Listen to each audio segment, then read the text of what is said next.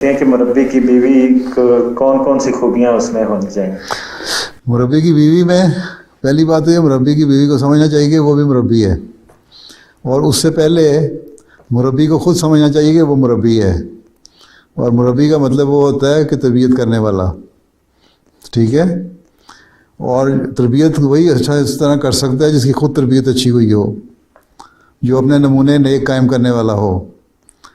جب مربی نیک نمونے قائم کرے گا تو اس کی بیوی بھی اس کے نمونے پہ چلے گی اور نیک نمونہ قائم کرنے کی کوشش کرے گی، اور جب نیک نمونہ قائم کرنے کی کوشش کرے گی تو پھر اس کا کام یہ ہوگا کہ عورتوں میں اپنے اس نیک نمونے کی وجہ سے ان کی تربیت کے لیے اہم کردار ادا کرے۔ مربی کی بیوی کو 5 وقت کی نمازوں کا پابندی، سمار کے نمازیں پڑھنا بہت ضروری ہے۔ مربی کی بیوی کے لیے قرآن کریم کی تلاوت کرنا، اس کے معنی جاننا اور اس کی تفسیر جاننا ضروری ہے۔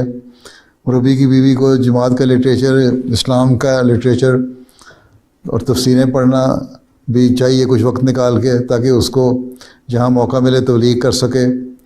مربی کی بیوی کے اخلاق اچھے ہونے چاہیے، لوگوں سے ملے تو وہ کہیں کہ ہاں بڑی با اخلاق عورت ہے۔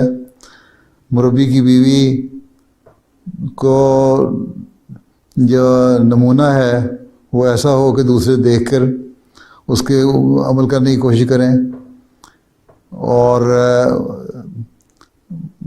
اس قسم کی باتیں، یہ ساری باتیں جو ہیں، یہ خصوصیات جو ہیں مربی کی بیوی میں ہونی چاہیے، اور عاجزی اور انکساری ہونی چاہیے مربی کی بیوی میں۔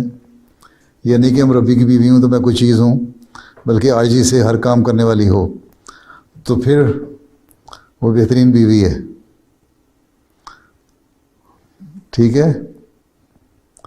جزاک اللہ حضور. نعم.